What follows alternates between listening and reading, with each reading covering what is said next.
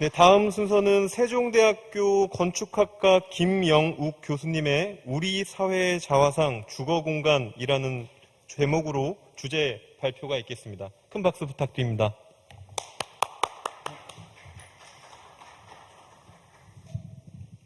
예, 감사합니다. 예, 김영욱입니다. 제가 이 방에 시계가 없네요. 너무 좋습니다. 한 20분 정도 제가 아마 발표하는 걸로 예정되어 있는데요. 오늘 말씀드릴 내용을 간략하게 먼저 요약을 해드리면, 아마 여기 이 방 안에 계시는 분들이나 또 방송을 또 시청하시는 분들 거의 대부분은 아마 건축이나 뭐 도시, 뭐 주거복지 뭐 이런 쪽으로 관련된 분들이라고 생각을 합니다. 그래서 이 공간이라는 게, 특히 이 주거 공간이라는 게 얼마나 중요한지, 그리고 뭐 저를 포함해서 여기 계신 분들이 우리가 생각하는 것보다 훨씬 더 중요한 역할을 사회적으로 하고 있다. 그런 거에 대한 논의가 오늘 제 강의로 조금 더 증폭되고, 그리고 우리가 하는 일의 중요성을 조금 더 사명감을 가지고 할 수 있는 그런 기회로 아마 되면 참 좋을 것 같습니다. 아마 잘 아시는 그림이시죠? 푸코가 직접 이제 인용한 책에, 감시와 처벌이라는 책에서 사용한 파놉티콘입니다. 그래서 보이시는 게 지금 이제 감옥이죠. 가운데 간수타워가 있고, 죄수가 자기 그 교도소 안에 있는 자기 방 안에서 참회를 하고 있는 그런 장면인데요. 사실은 이 그림은 한 200여 년 전에 이 푸코가 감시와 처벌을 쓴 게 75년이죠. 1975년이고 한 200여 년 전에 제레미 벤담이 1791년에 사실 파놉티콘 개념을 먼저 제안을 했었죠. 이 그림이 의미하는 게, 조금 전에 제가 요약을 해드리겠다고 하는 그런 말씀 측면에서 한번 우리가 바라다 보면, 이 두 사람 학자다, 이 공간이 정말 중요한 거다. 이 공간을 어떻게 구성하고, 지금 이 공간은 가운데 간수타워가 있고요, 360도로 죄수가 있습니다. 그래서 간수타워라는 그 위치에서 내 주변에 360도에 이르는 그런 수많은 공간들을 감독할 수 있다는 거죠. 감시를 하고 처벌을 하고 신체는 물론 영혼까지 구금할 수 있다는 그런 것들을 위해서 이 공간을 활용할 수 있다. 그만큼 공간이 중요한 거야 라고 이제 벤담과 푸코가 이야기를 하고 있습니다. 그래서 사실은 뭐 시기적으로는 푸코하고 비슷한데, 르페브르 같은 경우는 이제 공간적으로 실천을 하자. 다시 말씀드리면, 우리가 사회를 개조하기 위해서는, 또 사회에 부조리한 그런 것들을 바로 잡기 위해서는 이 공간적으로, 이 공간을 가지고 우리가 새로운 사회를 만들 수 있고, 그런 의미에서 이제 공간적 실천, 이런 이야기를 합니다. 저희한테는 굉장히 고마운 분들이죠. 이 공간이라는 게 단순히 우리가 건축 교육을 할, 저도 이제 학교에서 학생을 가르칩니다만은, 우리가 학생들을 교육할 때 건축물이나 도시 공간을 다룰 때 대개는 뭐 심리적으로 다룬다든지, 아니면 어떠한 뭐 이즘이라든지, 혹은 실용적인 측면에서 다룬다든지, 그런 측면에서 공간을 다루지만, 실제적으로는 이 건축 행위, 도시 공간을 만드는 행위 자체가 우리 사회에 큰 영향을 미치고 사회의 큰 방향을 만들어 간다는 그런 의미가 있을 겁니다. 지금 오늘 큰 포럼의 주제도 보면 주택정책에서 주거로의 전환이잖아요. 그 주택정책은 영어로 하면 쉬울 것 같아요. 주택정책은 직접적인 비유는 아니지만 하우스가 아닐까 싶고요. 주거는 조금은 홈에 가까운 이야기일 것 같습니다. 물론 주택정책도 중요하지만, 우리 사회가 혹은 정치권에서 정쟁의 대상으로 주택을 이야기하지, 정말 우리 사회가 어떻게 가고 있고, 그래서 우리가 주거 공간을, 그래서 도시 공간을 어떻게 만들어서 어떤 사회를 지향해야 되겠다, 이런 논의는 없죠. 근데 아쉽게도 건축계 안에서도, 그리고 도시계 안에서도 이런 논의는 상당히 많지 않은 걸로 그렇게 알고 있습니다. 사실은 제가 쭉 드린 말씀에서 이해를 같이 하시겠지만, 이 도시공간, 특히 주거공간이라는 것은 우리가 인간이 태어나서 처음 맞닥뜨리는 공간이죠. 집을 통해서, 그리고 학교 가는 길을 통해서, 놀이터를 통해서, 그러니까 주거공간을 처음 접하고 그 주거공간을 통해서 사실은 사회를 접하게 되죠. 그래서 이러한 것들이 앞서 푸코와 그런 르페브르의 그런 관점에서 본다면 우리의 신체, 그리고 영혼, 정신, 이런 것들에 지대한 영향을 미치고 있습니다.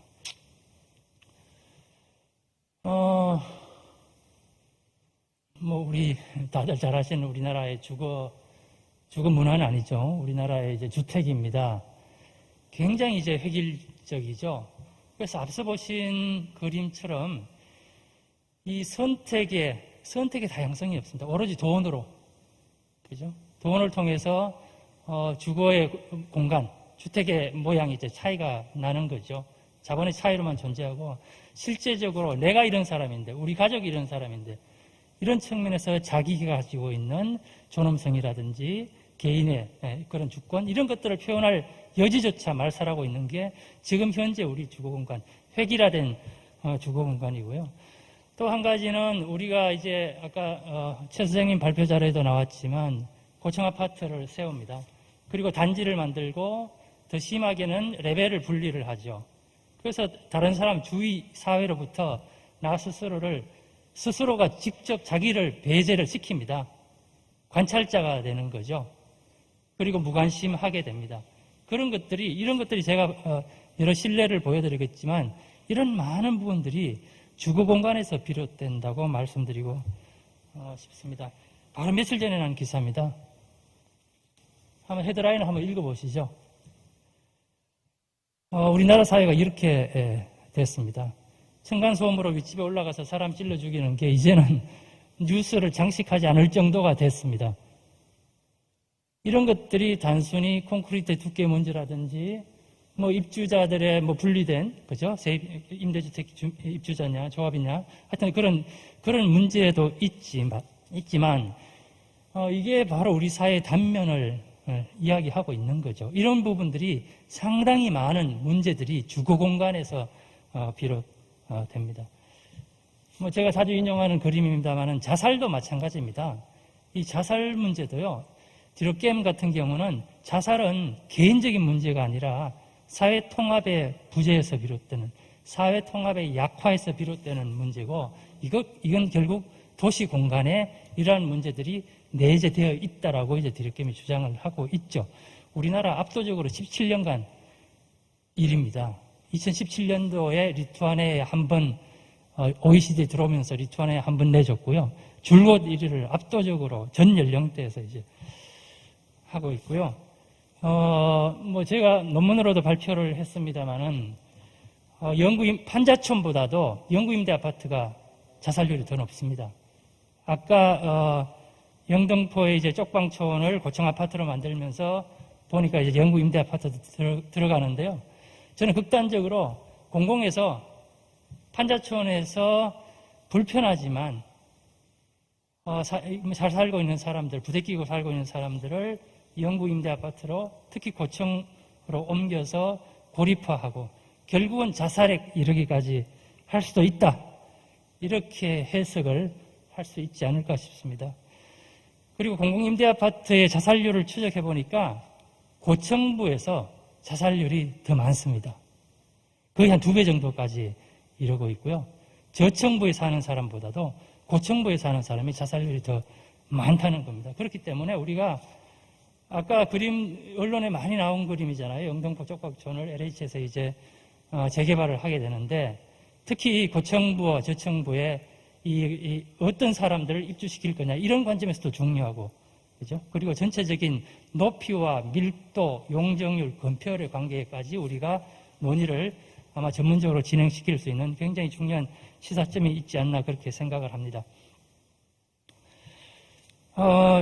제가 이 연구를 이제 동아일보 기자가 학회에 발표한 걸 보고 찾아왔더라고요. 그래서 이 신문, 이제 기사를, 같이 기획 기사를 만들었는데요. 이제 우리가 연예인들 댓글 안 보지만 저는 궁금하니까 이 기사가 이제 온라인으로 이제 올라가니까 댓글을 봤습니다. 그 상당수의 댓글들이 이런 연구한다고 대학원생들 괴롭히지 말고 뭐 이런 내용이 거의 한 70%입니다. 또 한 30% 분들은 그래 맞아 내가 5층 연탄 아파트에 살 때 일주일에 한 번씩 물청소를 했는데 5층에서 물청소하면 그 다음 녹화하면 4층이 물청소하고 3층이 물청소하고 그리고 여름에 이 복도식 아파트에 이불 같이 걸고 막 그런 시절을 보냈었지. 뭐 이렇게 또 답을 하는 분들이 댓글 다는 분들이 한 30% 정도가 됐고요. 이제는 같이 어울려서 공동체적인 이야기를 하는 것조차 불편해합니다. 우리가 아마 많은 분들은 아파트에 사실 텐데요. 지하 주차장에 주차를 하고 내 집으로 가는 엘리베이터를 탑니다. 그러면 정말 피곤한 날은 이겠죠. 피곤한 날이겠죠. 그러면 내가 걸어가는 발자국 소리를 들으면서 엘리베이터 문을 닫습니다. 안에 계신 분이.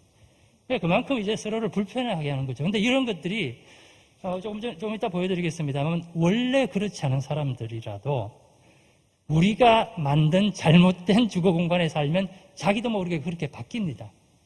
네. 그런 사례를 제가 보여드릴 거고요. 이런 주거의 문제는 왜 도시에서 주거 공간이 중요하냐면 이 주거에서 비롯되는 그런 것들이 우리가 흔히 이야기하는 공간적 부정의, 공간적으로 정의롭지 못한 그러한 문제를 사회적으로 계속 양산시키고 증폭할 수 있다는 겁니다. 이건 제가 이제 재건마을 밑에 보이시는 게 이제 재건마을이고요. 이 재건마을에 이제 투쟁을 하는 그 전망타워가 있었습니다. 거기서 이제 뒤에 타워팰리스를 배경으로 보고 찍은 사진이고요. 보시면은 뭐 비닐장판, 뭐 누수 때문에 그러겠죠. 비닐장판으로 지붕을 덮고 타이어로 누르고 있습니다. 지금 현재 이러고 있는 거죠. 그래서 여기 있는 분들이 바라보기에는 눈에 보이지만 절대로 가질 수 없는, 나는 절대로 가질 수 없는 그런 것들이 공존하고 있는 게 우리 사회의 현실입니다. 아직까지. 혹시 어디인지 상상되시는 분들 있으세요? 돈이동 쪽방촌입니다. 여기 보시면 여기가 종로 3가 지하철 출구입니다. 지하철 출구에서 지금 쪽방촌 내부 길이고요. 뭐 길이라고 할 수는 없죠. 불과 이 거리가 30초도 안 걸립니다. 그런데 여기 계신 분들 혹은 시청하시는 분들 돈이동 쪽방촌 찾아보세요라고 현장에 데려가면 못 찾습니다. 왜 못 찾느냐 하면 보시다시피 시각적으로 한 2번 정도 꺾여서 그 벽이 보입니다. 길거리에서 여기서 보면 벽이 보이고요. 또 여기서 보면 저쪽 벽이 보이고요. 막다른 거죠. 그리고 한 번 2-3번 정도 꺾여 들어가면 이런 공간이 나타납니다. 이 공간의 문제, 저는 이게 물론 사회적인 문제지만 이 공간이 많은 부분을 내포하고 있다고 봅니다. 이런 공간을, 이런 사회를 누가 만들었죠? 특정한 건축가가 만들었습니까? 저는 이건 우리 사회가 만들었다고 봅니다. 아이러니하게도요, 이 안에 계시는 분들 저희가 설문조사를 했었는데, 이분들은 안에 있으면 되게 편하답니다. 동지의식을, 연대의식을 느낀답니다. 굉장히 불편하고 힘들지만, 이 세상에 버려졌지만, 여기 들어오면 나름대로의 그런 연민의식을 같이 느낀다는 거죠. 실제적으로 이 쪽방촌 내부의 공간은 굉장히 긴밀하게 연결되어 있습니다. 외부적으로는 철저하게 차단되어 있지만 내부적으로는 굉장히 서로 공간 간의 통합성이 높은 그런 공간을 보이고 있는 거죠. 그렇기 때문에 여기 살고 있는 사람들의 의식도 그렇게 형성되기가 쉬운 거죠. 굉장히 아이러니한 거죠.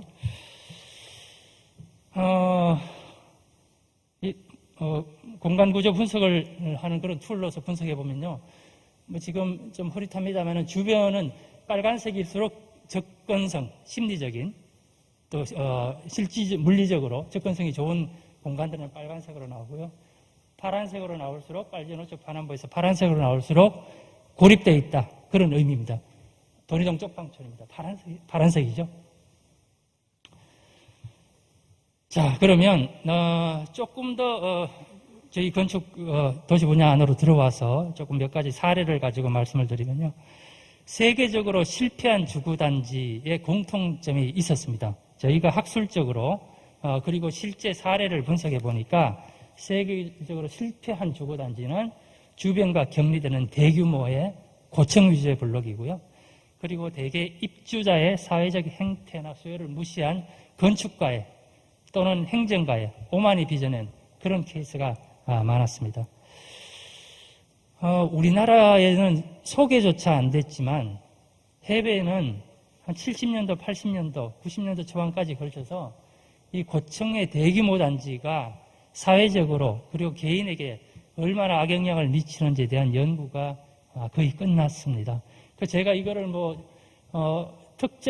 그러니까 이를테면 특정한 연구만 한 게 아니고요. 거의 대부분의 연구를 망라를 했고, 저뿐만 아니라 몇몇 대학에서 교수들이 이제 연구를 했는데, 실제적으로 보시면 이 부정적이라는 게 제가 분류를 했습니다. 보시면 개인에게 미치는 부정적인 영향 혹은 긍정적인 영향을 결론으로 내린 연구들이고요. 자살과의 관계라든지 정신적인 관계라든지 유산의 문제라든지 거의 모든 분야에서 부정적이라는 그죠. 근데 이러한 부정적인 개인이나 가족에게 미치는 영향도 더 중요하지만 제가 주목하는 부분은 이 사회적 관계망에 미치는 영향입니다. 아까 말씀드린 것처럼 이러한 단지에 살수록 그죠? 공간적으로 서로를 격리시키는 그런 단지에 살수록 나는 원래 그렇지 않았지만 나도 모르게 점점 더 내 프라이버시와 내 개인사와 이런 것들이 더 중요하게 바뀐다는 거죠. 그래서 이런 것들이 사회적 관계에 굉장히 악영향을 미친다는 것. 이 점에 우리가 주목할 필요가 있다고 생각합니다. 가보신 분들 계시겠지만 암스테르담에 있는 벨무미어 단지입니다. 너무 좋습니다. 가보시면 완전 공원 속에 들어와 있는 단지 같아요. 그런데 여기를 일부는 계속 지금 리모델링을 계속하고 있습니다. 지금 1층에 한 가지 예만 들어드리면 1층에서 사람들이 서로 단지와 완전히 단절되어 있어요. 그러니까 1층의 오픈 스페이스와 가로와 직접 접촉하지 않고 완전히 주변과 단절되어 있습니다. 물론 대규모 단지고요. 너무나 유명한 단지죠. 프루이트 아이고 세인트 루이스에 있는 건데 굉장히 기념비적으로 현상 설계 죄송합니다. 현상 설계까지 했지만 결국은 폭파시키죠. 우리가 보기에는 중층쯤 되지만 미국 기준으로는 상당히 고층 단지죠. 앞서 본 네덜란드 사례도 마찬가지입니다. 고층의 대규모 단지입니다. 또 다른 사례입니다. 글래스고에 있는 아파트, 레드로드라는 아파트고요. 완전히 타워 인 더 파크, 그죠? 공원에 있는 어떻게 보면 굉장한 녹지를 가지고 있는 그러한 아파트입니다. 결국 폭파시킵니다. 주변에 가로와 사람들이 직접 접촉하게 하지 않고 이런 타워를 통해서 사람들을 아파트는 그렇지 않습니까? 문을 닫고 들어가면 철저하게 외부와 고립됩니다. 단순히 공간적인 고립이 뿐만 아니라 결국은 사람들과의 관계의 고립을 불러오는 거죠. 그런데 말입니다. 제가 한 몇 년 됐지만 이제 부동산 전문 기자하고 저녁을 먹다가 이런 얘기를 하더라고요. 교수님, 우리나라는 땅이 좋기 때문에 무조건 고층으로 지어야 되는 거 아닙니까? 교수님 하시는 말씀이 더 설득이 이해가 안 된다. 그렇게 이야기하더라고요. 이 자료를 보시면요, 오른쪽이 건폐율입니다. 건폐율 10%, 20%, 80%고요. 위로가 용적률입니다. 그래서 보시면 우리나라는요, 건폐율 200%, 그러니까 150에서 250, 높은 경우는 이제 서울시 조례 같은 경우는 상한으로 300까지 갈 수 있죠. 대개 건폐율이 10%에서 많으면 20% 되는 데도 거의 없습니다. 그죠? 그러고 달성할 수 있는 용적이 한 200%, 250%죠. 근데 해외 사례를 보세요. 용적률이 350%, 400% 정도 됩니다. 도심 주거일 경우에 건폐율이 60%입니다. 이게 의미하는 게 이 청수를 보시면 극명합니다. 우리나라는 용적률이 더 적잖아요. 더 적은데 거의 평균 20층입니다. 얘네들은 용적률 우리나라보다 2배예요. 그런데 거의 최고 층수가 10층 이하입니다. 대부분에. 그렇기 때문에 대부분 우리보다는 경제적으로 더 선진국입니다. 속된 말로 얘네들이 미쳤다고 이렇게 빡빡하게 이를테면 창문을 열면 인동관계가 좀 가깝겠죠, 우리보다. 그런데 살겠습니까? 그래서 이런 배경에 대해서 이런 여러 가지 이제 이유가 있습니다만은 제도적인 문제, 문화적인 문제, 오늘 또 주제가 이제 주거문화니까 여러 가지 것들에 대해서 조금은 더 심층적인 연구가 필요하고 우리나라에 아마 저 연배 되시는 선생님도 있고 비슷한 분들 계시는데 제가 어릴 때 친구들하고 놀면 숨바꼭질하면 프라이버시 옆집과 프라이버시 있습니까? 옆집에 들어가서 숨습니다. 옆집에 사는 거의 같이 왔다 갔다 하고 그러고 지냈는 DNA가 아직 남아 있는 거고요.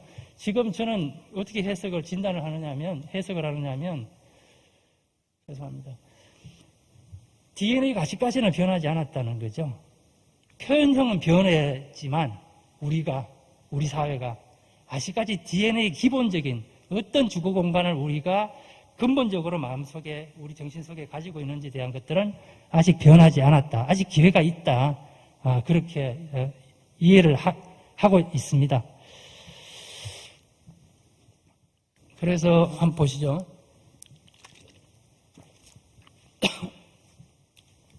적정블록의 크기가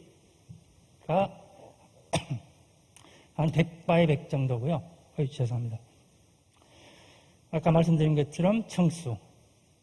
그리고 도로율은 비슷합니다. 도로율은 우리나라 기성도시나 신도시나 우리나라에 또 해외의 신도시나 기성도시나 도로율은 한 20% 내외예요.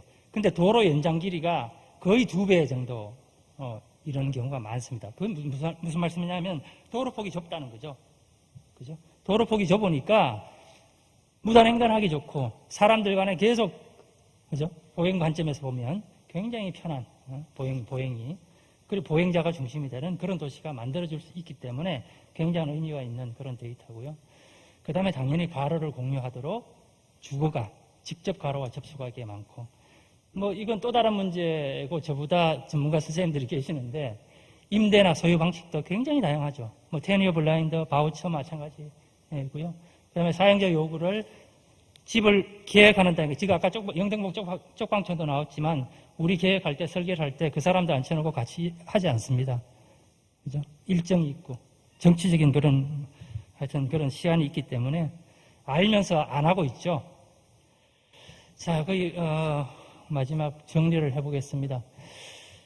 그래서 우리가 아까 획일적인 우리 주거 공간의 모습을 보셨는데 서로 다르고 그런 부분들을 인정하는 그런 사회가 되어야 되는데 아파트를 둘러보면 다 똑같습니다. 다 똑같은 공간에 살고 있고요. 아까 돈으로 크기는 차이 나죠. 그런 주거 공간에서 그런 사회적인 공간에서 사는 사람들이 어떻게 다름을 인정하고 그러한 것들을 존중해주는 사회가 만들어지겠습니까? 그래서 저는 어쩌면 이 마지막 기회다. 저처럼 그러한 주거 공간에서 사는 세대와 지금 주택을 설계하라 그러면 아파트를 만들어 오는 그런 친구들이 지금 저는 절묘한 이 조화를 이루어서 소위 K-팝, K-드라마, K-엔터테인먼트 이런 것들도 어쩌면 그런 신구 세대 간의 절묘한 조화가 빚어낸 거고 이게 마지막이지 않을까. 더 늦기 전에 DNA마저 변하기 전에 우리의 주거 공간을 바꿔야 되지 않을까 그런 생각을 해봅니다. 많이 비유하는 이제 말매단지죠. 용적률이 한 160%, 170% 됩니다. 우리나라 SH나 LH에서 짓는 아파트, 공공임대 아파트하고 비슷합니다. 용적률이. 최고 층수 5층이고요. 단독주택에서부터 최고 층수 5층 사이에 섞여 있는데 이게 용적률이 거의 한 170% 돼요. 우리나라 아파트 20층짜리 아파트하고 똑같습니다. 그린리치 빌리지고요. 지금 3,000여 세대 중에서 한 40% 입주를 했습니다. 지금도 짓고 있고요. 마찬가지입니다. 단독에서부터 10층 이하 아파트까지 다 섞여 있습니다. 소유 방식 다르고요. 임대 방식 굉장히 다릅니다. 집집마다 다 다릅니다. 힐리어 교수가 그러면 공간을 어떻게 만들 거야? 공간을 어떻게 만들면 사회적인 교류가 일어나고 공동체가 정진될 거냐? 그러한 방법론을 제공을 하고 있습니다. 시간이 없어서 짧게 말씀드리겠습니다만 얼핏 위에 그림하고 아래 그림하고 비교해 보시면요. 위에 그림은 공간들 간의 관계가 굉장히 열려져 있고 사람들 간의 교류가 일어나기 좋죠. 아래 그림을 보시면 굉장히 동선이 제약되어 있고 공간들 간의 관계성이 윗보다 떨어지죠. 그래서 힐리 교수가 우리에게 방법론을 주었는데 이를테면 사람들의 교류의 정도를 분석하면 위 공간은 우리가 예상했다시피 굉장히 활성화되는, 사람들의 교류가 굉장히 활성화된다는 걸 알 수 있고 아래 경우는 그 반대가 되겠죠. 우리가 주구동을 배치할 때도 마찬가지입니다. 이 출입구를, 주구동의 출입구를 등지고 배치하면 평생은 모르고 살아갈 수 있죠. 교류가 굉장히 활성화된다는 걸 볼 수가 있습니다. 우리가 주거단지를 만드는 방식에 여기에 예를 들어서 한 1000세대가 들어간다고 했을 때 주변과 아까 쪽방촌처럼 시각적으로 물리적으로 굉장히 단절시키고 일부러 접근성이 낮은 쪽을 연결하고 하면 이렇게 만들 수 있습니다. 우리가 단지를. 사회적인 교류를 의도적으로 단절시키고 아까 제가 나 스스로 타자고 한다는 그런 얘기를 했잖아요. 그렇게 우리가 단지를 만들고 있고요. 우리가 만드는 방식입니다. 물론 이렇게 만들 수도 있습니다. 주변과 서로 공간적으로 교류하게 만들고 사람들 간에 서로 공동체가 만들어지게 그렇게 공간적인 조건을 만들 수도 있습니다. 그래서 우리가 종합하자면 이러한 결국 소통, 공동체, 공유 이런 것들이 사회 공동선을 형성하는 그러한 것들을 지향을 하는 거죠. 그러려고 그러면 사람들 간의 교류의 접촉면이 늘어나도록 대규모 단지, 대규모 블록이 아니고 그래서 중소규모 블록을 만들어야 되는 거고요.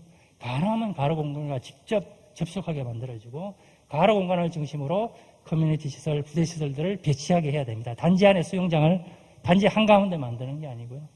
그리고 아까 보신 다양성, 그리고 건축물이 견고하게 퍼블릭 공간과 자기 단지를 견고하게 분리하는 게 아니라 다공성, 서로 공간적으로 관입하는 그러한 건축적인 장치도 필요하고요. 이 모든 것들이 아마 어쩌면 우리가 도시와 우리 분야의 문제이기도 합니다.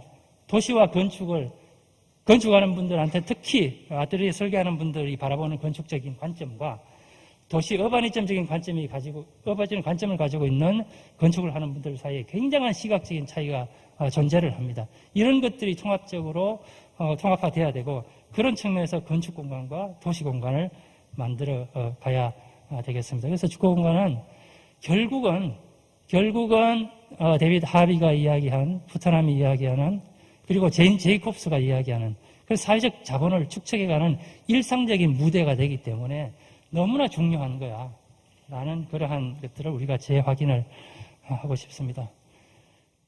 마지막 슬라이드입니다. 이거는 그냥 한번 보시면 될 것 같고요. 네, 이상 발표를 마치도록 하겠습니다.